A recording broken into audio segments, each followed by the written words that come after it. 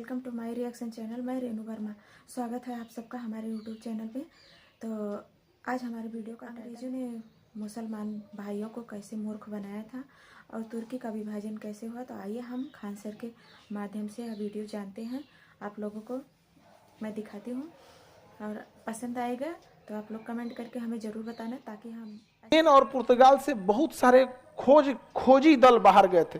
कोनो ससुर अमेरिका खोजा, कोनो कनाडा, कोनो ब्राजील, बार्थोलोमियो डियाज यहाँ खोज दिया, कोलंबसवा ये वास्को डी गामा भारत खोज दिया। एक्चुअल में ये खोजे जरूर थे, लेकिन इनका एक और चीज था कि ये ऑटोमन साम्राज्य इतना तेजी से विस्तार कर रहा था कि इनको अपने लिए भागने के लिए जगह भी खोजना था। लेकिन ऑटोमन साम्राज्य को चौपट कर दिया सब, यहाँ सब अंग्रेज सब समझ में गया, जिसमें उनको पता चल गया था कि इनको कल्चर को चौपट करना है। तो ऑटोमन साम्राज्य में चौपट करने में ना वहाँ यूरोप वाले की महिलाओं ने बहुत साथ दिया था। जासूसी में आ जाती थी सब, एकदम सुंदर महिलाओं को रखते थे जासूसी में। जो सेना का कमांडर, उन्हीं को एक बार मुस्कुरा के देखती थी, सब खत्म। समझ में आ गया कि नहीं आ गया? बढ़िया बढ़िया सेनापति लोग दह गया लोग, तू कौन टेक्सी का मसाला है? समझ में आ गया कि नहीं आ गया? सीधे कोई देखो लड़का सब पाप पड़ेगा, इसे लड़की सब ऐसा कुछ नहीं करेगी। सब लड़का कितना सीधा होता है बेचारा, चुपचाप एकदम, हाँ बहुत सीधा होता है। उसको कंफर्म नहीं होता है, वो कब देखता है जब ओकरा देख के कोई मुस्कुरा देगा, कहेगा और ये रेगिस्तान में भी हरियाली उग उसके मन में क्या हो जाता है? उम्मीद जग जाता है। समझ में आ गया कि नहीं आ गया? आगे बढ़े। तो पूरे यूरोप वाले तबाह कर दिया सब इस चीज को, ऑटोमन साम्राज्य को। अब पूरा एकदम बढ़िया, अब उस सेनापति को तलवार भाजना चाहिए, खाली समय में प्रैक्टिस करना चाहिए, तो खाली समय में बतिया रहे, बहुत बढ़िया लग। इतना बुरी तरह से चौपट किया सबने इन लोगों को, ऑटोमन साम्राज्य वाले को, जिसका कोई हद नहीं। ऑटोमन साम्राज्य सिकुड़ता चला गया और लास्ट तक प्रथम विश्व युद्ध के दौरान इतना छोटा बच गया तुर्की, इतना छोटा बच गया।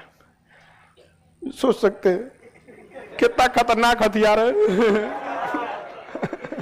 बहुत डेंजरस हथियार। अच्छा, वो जासूसी भी कर लेती हैं इस सब चीजों में, देखिएगा ना, जासूसी वगैरह बढ़िया से कर देती हैं। यहाँ पे अमेरिका वगैरह में देखिएगा ज्यादातर ऐसे ही जासूस मिलेंगे, इजराइल वगैरह, अमेरिका में यहाँ तक हो गया। अब इसका हालत इतना खराब हो गया था कि इस पर फ्रांस चाह रहा था कि हमारा कब्जा हो जाए, इंग्लैंड चाहता था हमारा हो जाए, जर्मनी चाहता था हमारा हो जाए। समझ में गया? इसमें इंग्लैंड आया, उसने कहा कि देखो फ्रांस चाहेगा तो कब्जा कर सकता है, जर्मनी भी कब्जा कर सकता है, रसिया भी कब्जा कर सकता है, अमेरिका भी अगर आ गया तो वो भी कब्जा कर लेगा। मुसलमानों तुम हमारा साथ दो, भारत के मुसलमानों तुम हमारा साथ दो। मैं वादा करता हूं कि प्रथम विश्व युद्ध के बाद तुर्की का विभाजन होने नहीं देंगे। किसने बोला था? हाँ, मुसलमान दबा के साथ दिया। किसका? अंग्रेजों का साथ दिया प्रथम विश्व युद्ध में 1914 से 1918 के दबा के मुसलमानों ने साथ दिया। इधर अंग्रेजों ने महात्मा गांधी से कहा था कि आप हिंदुस्तानियों को ब्रिटिश सेना में भर्ती कराइए, जब प्रथम विश्व युद्ध हम जीत जाएंगे तो भारत के बारे में कुछ अच्छा सोचेंगे। भारत के बारे में क्या सोचेंगे? अच्छा सोचेंगे। तो जब प्रथम विश्व युद्ध खत्म हुआ तो देश का हर एक युवा सोच रहा था कि हम तो सेना में भर्ती हुए हैं गांधी जी के कहने की वजह से, शायद अंग्रेज 1918 के बाद कुछ अच्छा सोचेंगे। उधर मुसलमान कम्युनिटी, देखिए अभी मुसलमान आपको अल्पसंख्यक लग रहे होंगे, हालांकि सेकेंड लार्जेस्ट कम्युनिटी है हमारे देश की, सबसे बड़ा अल्पसंख्यक है। लेकिन जब देश का विभाजन नहीं हुआ था, आज भी अगर मिला दिया जाए बांग्लादेश, पाकिस्तान, अफगानिस्तान को, तो बराबरी में हो जाएंगे, बराबरी में हो जाएंगे। तो उस समय बराबरी में चल रहे थे। उधर मुसलमानों को लग रहा था कि अंग्रेज प्रथम विश्व युद्ध तो खत्म हो गया, अब तुर्की का विभाजन नहीं होगा, अब तुर्की का विभाजन नहीं होगा। महात्मा गांधी उम्मीद लगा के बैठे थे। महात्मा गांधी सेना में इतने लोगों को भर्ती कराए थे कि महात्मा गांधी को सार्जेंट कहा जाने लगा, क्योंकि सेना और पुलिस में भर्ती कराने वाले को सार्जेंट कहा जाता है। क्या कहा जाता है? सार्जेंट। तो महात्मा गांधी को क्या उपाधि मिल गई? सार्जेंट। हाँ, सार्जेंट की उपाधि मिल गई। अब ये लोग इंतजार में थे कि हमें कुछ अच्छा मिलेगा। महात्मा गांधी को 1919 में भी अच्छा मिला और मुसलमानों को भी 1919 में बड़ी अच्छा मिला। 1919 में महात्मा गांधी को मिला जलियांवाला बाग। जलियांवाला बाग, भारत के लोग ठंडा गए अंग्रेजों के बाद में। हमको लोग कहते हैं कि आप एकदम एक्सट्रीमिस्ट क्यों हो जाते हैं। हम कहते हैं आप दोस्तों को पहचानने में थोड़ा देर कर सकते हैं, कोई दिक्कत, दुश्मन को पहचानने में तनिक देर मत कीजिए, वरना वो आपके इतने दहलीज के करीब आ जाएगा ना कि अब दरवाजा बंद कर ले कोई फायदा नहीं हो, किसी के नहीं हो सकते। और वादा तोड़ना तो इनसे पूछिए। अच्छा, इंग्लिश में आपको नहीं लगता है प्रॉमिस कर रहे हैं अगले दिन तोड़ देता आदमी तनिक कसम से डरो लगता है कि नहीं, तो थोड़ा हैवी चीज है यार। प्रॉमिस दाएं से तोड़ देता आदमी यहाँ पे। प्रॉमिस तोड़ना तो नहीं, क्या लगता है, इजी लगता है यहाँ पे। अब बचपन में तो आदमी धाए धाए कसम खाता था, विद्या कसम एक को ऐसा खच रहा था सब ना, सीधे धरती कसम खाता था इन्हीं सब के वजह से भूकंप आ रहा है खड़े चोरी करके, अरे हमने लिए धरती कसम हाँ धरती चुके, धरती कसम। आगे बढ़े तो महात्मा गांधी का मन ठंडा गया, मुसलमान लोग को बढ़िया से इलाज किया। 1919 में मुसलमानों के लिए तुर्की का विभाजन कर दिया। तुर्की का क्या कर दिया, विभाजन हो गया, तुर्की का विभाजन। और विभाजन करके नहीं, इतना एरिया फ्रांस ले गया, एगो जर्मनी ले गया, इंग्लैंड ले गया, जिसको जोन मन गया प्रसादी समझ के नोच ले गया यहाँ पे। और वहां की महिलाओं को बुर्का पहनने पे रोक लगा दिया, नकाब नहीं पहन सकते, और मुसलमानों को टोपी पहनने पे रोक लगा दिया। समझ में गया। जो ऑटोमन साम्राज्य स्पेन तक पहुंच गया था, उनके घर में उठ के उनको कपड़ा पहनने से उनके हिसाब से। और वहां पे अब जैसे हमारे देखिएगा हिंदू या मुस्लिम दोनों में भी ना एक देखा जाएगा कि तो महिलाओं को बहुत ओपनली नहीं होता है इनके साथ। अब वो क्या किया ना, स्कूल में स्कर्ट पहनने का अलाउ कर दिया। जहां हमेशा सलवार सूट पहन के जाने का व्यवस्था, वहां अचानक स्कर्ट पहन के करिएगा तब क्या होगा। अंग्रेज याद रखिएगा कभी आपके धर्म पे जाएगा ही नहीं, केवल आपका कल्चर चौपट करेगा। याद रखिए, भारत की महिलाओं को फाटल जींस पहना के घुमा दिया अंग्रेज, इन लोग को समझो में नहीं आ रहा है, वो कल्चर ले जा रहा है। उनको उनका टारगेट है 100 साल के अंदर इंडिया के कल्चर को कंप्लीटली वेस्टर्न कल्चर बना देना है। जिस दिन वेस्टर्न कल्चर बन गए उस दिन आप यूरोप का विरोध कर ही नहीं पाइएगा, क्योंकि आप उसी का विरोध करते हैं जिसका कल्चर आपसे मैच नहीं करता। समझ आगे कि नहीं आएगा। आप बताइए ना, कोई अर्जेंटीना का आदमी है, आपसे कोई मतलब नहीं, लेकिन आके कहे नमस्ते क्या हालचाल, तुरंत आपको लगा हो जाएगा, अरे यार कितना बढ़िया आदमी है अर्जेंटीना का, यहाँ आके बोलता है नमस्ते क्या हालचाल, कोई मतलब नहीं। तो कल्चर, उनका मेन काम क्या होता है, कल्चर। तो इस चीज को आप समझिए। भारत में ना अच्छा गूगल हो गया, यूट्यूब हो गया, या जो भी प्लेटफॉर्म बड़े बड़े हैं वो सब हम वेस्टर्न कल्चर के, अमेरिका के हैं सर। आप जरा भी इसके खिलाफ जरा बोल के देखिए, अरे महिलाओं के खिलाफ बोल दिया, ये बोल दिया, वो बोल दिया, हमरों से कुछ हम कहते हैं महिलाओं के खिलाफ नहीं बोल रहे, हम कल्चर के खिलाफ बोल रहे हैं। आप अगर यूरोप की महिलाओं को साड़ी पहना सकते हैं, पहना सकते हैं, तो फिर आपन हमारा पे काय थोप रहा है। समझ में आ गई नहीं। अच्छा, वो लोग इस तरह से प्रेडिक्ट करते हैं जैसे हमारा कपड़ा एकदम खराब है।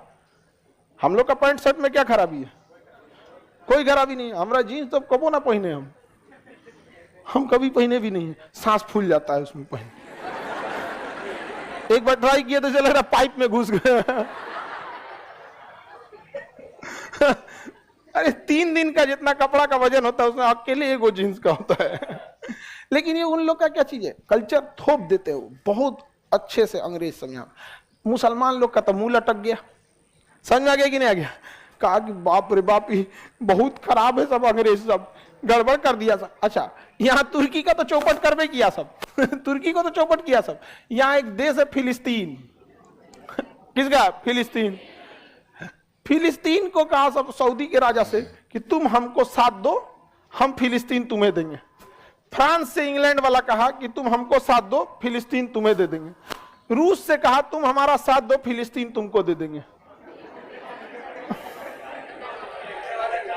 समझ में आ गया कि नहीं आ गया, समझ में आ गया कि नहीं आ गया, समझ में आ गया कि नहीं आ गया किसी को दिक्कत। तो ऐसे अंग्रेज सब जो थे सब बहुत उटपटांग थे सर, इसलिए भारतीयों ने अंग्रेजों की तुलना वैश्या से किया है। समझ में आ गया कि नहीं आ गया।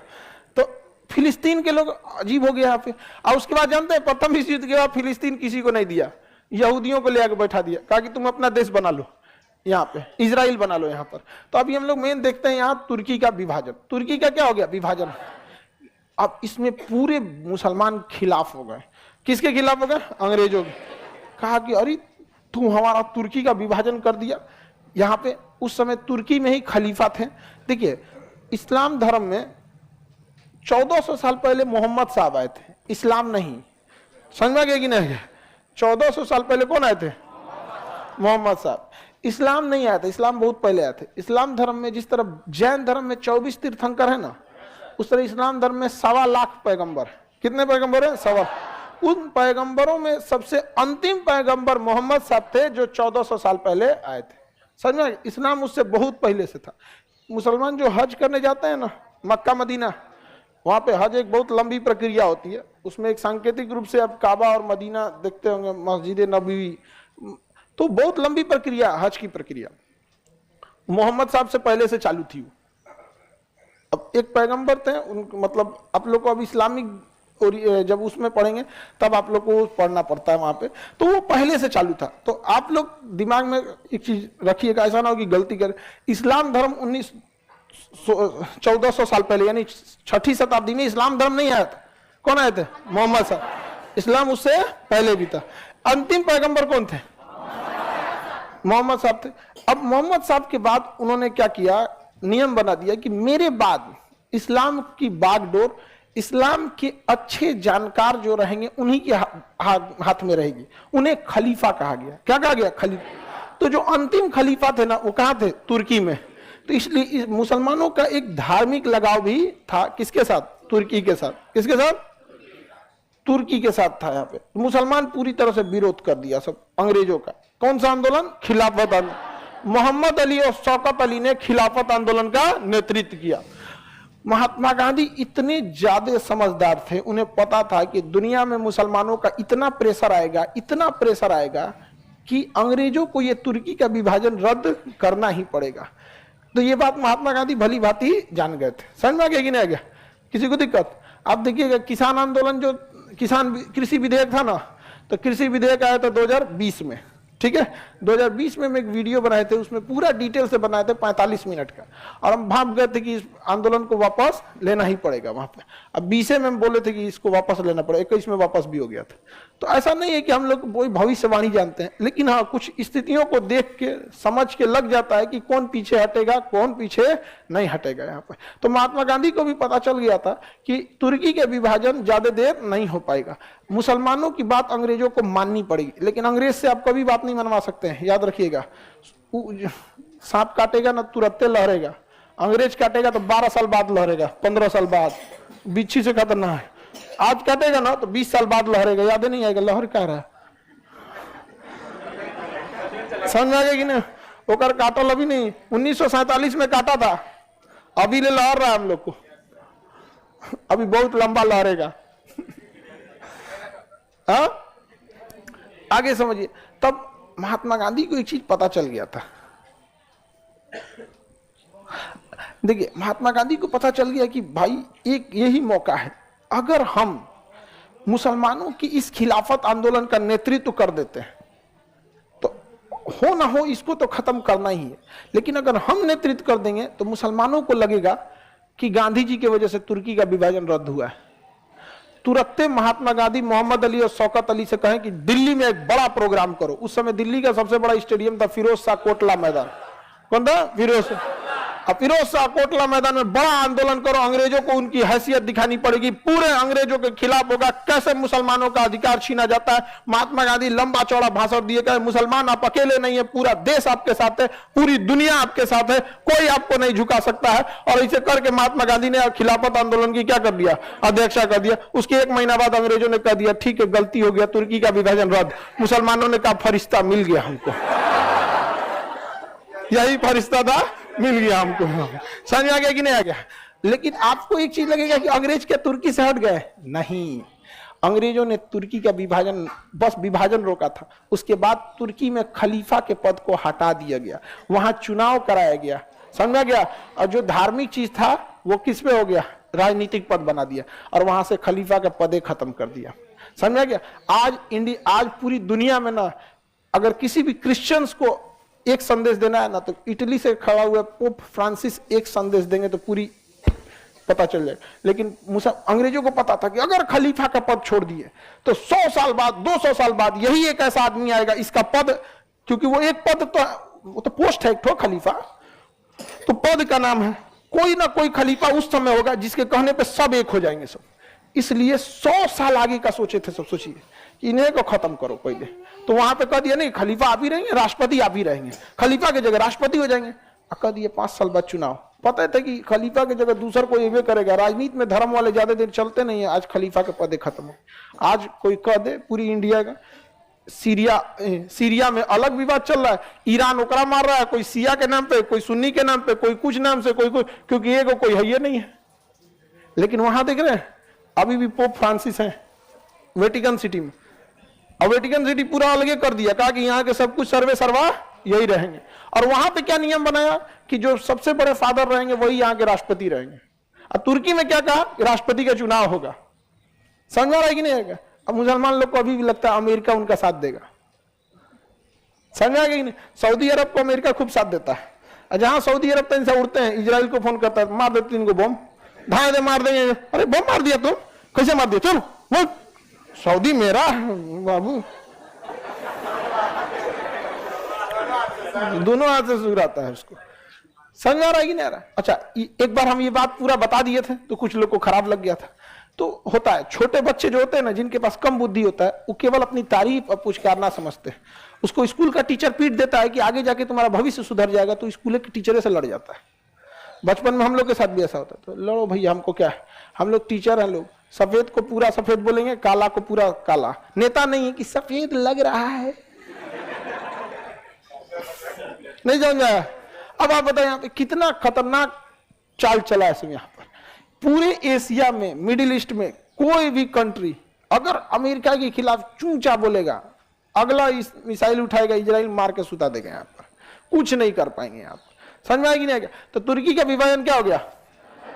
हाँ, तुर्की का विभाजन रद्द हो गया, लेकिन तुर्की को भी अंग्रेजों ने रद्द कर दिया। खलीफा का पद खत्म हो गया। आज कोई मुसलमान का खलीफा है?